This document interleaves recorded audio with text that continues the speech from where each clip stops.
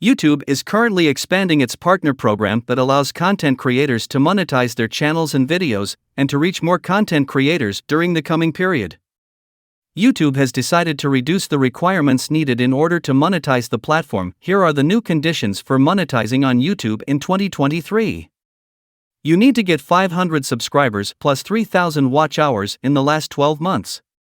Or have 3M views of short videos in the last 90 days, once the person has completed the minimum conditions as we have explained above. Be able to enter the YouTube Partner Program and activate and monetize through its content on the platform. YouTube will thus allow more creators to monetize their presence on the popular video site, including creators with smaller followers. Previously, a content creator had to have 1,000 subscribers on his YouTube channel, plus get 4,000 hours of viewing in the last 12 months.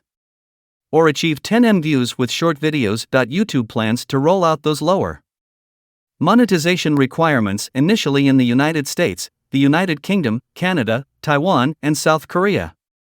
More countries will then be supported in the coming period. Creators can generate revenue with ads that appear on videos. There are also subscriptions supporting channels, shopping, strange stickers, and the Shukran feature.